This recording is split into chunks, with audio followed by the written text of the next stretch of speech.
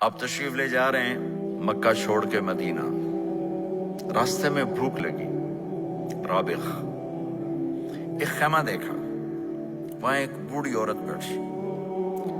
آپ نے ان سے کہا ماں جی کچھ کھانے کو ملے گا، پیسے دیں گے؟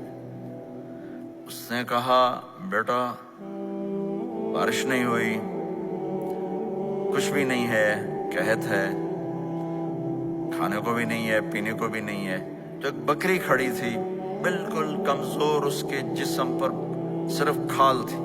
آپ نے کہا اس بکری کا دودھ نکال لوں؟ وہ کہنے لگی دیکھ تو رہے ہو اس کے جسم پر تو سوائے کھال کر ہے کچھ نہیں، کہاں سے نکالو گے؟ آپ مجھے اجازت دو۔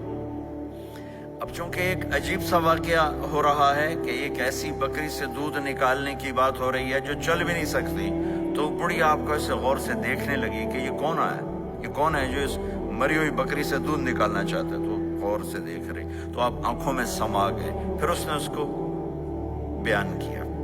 آپ نے اس بکری کے تھنوں کو پکڑا تو لٹک کے نیچے آ گئے، دودھ سے بھر گئے۔ تو اپنے بڑے برتن میں دودھ نکالا، اپنے تینوں ساتھیوں کو پلایا، خود بھی پیا، پھر دوبارہ دودھ نکال کے برتن پورا بھر کے اس بڑھیا کو دے دیا، اور آپ چلے گئے۔ شام کو اس کا خامد آیا، ابو معبد، انہیں کہا ام معبد یہ دودھ کہاں سے؟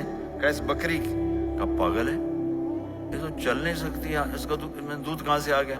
کہا ایک نوجوان آیا تھا، اس کے ہاتھوں میں کوئی تاثیر تھی، جادو تھا، جس سے یہ دودھ نکلا ہے۔ وہ کہنے لگا ان عتیلی، بتاؤ وہ کیسا تھا؟ شاید آپ نے کبھی سنا نہ ہو اپنے نبی کا۔ بولیے میں بتانا چاہتا ہوں ہمارے نبی کیسے تھے۔ آج تک عالم تھک گئے ترجمہ کرتے ہوئے، کہنے لگی میں تمہیں کیا بتاؤں، میں نے ایک شخص دیکھا، مجھے لگا جیسے 14ویں کا چاند ہی کپڑے پہن کے زمین پہ آ گیا، ظاہر الوضاء ابلج الوجه، چمکتا چہرہ۔ میں پورا آپ کو ایک اور حدیث بھی ساتھ جمع کر لیتا ہوں۔ عظیم الہامہ، خوبصورت سر، بڑا شدید و سواد الشعر، سیاہ کالے بال، عظیم الہامہ، سر خوبصورت گولائی میں،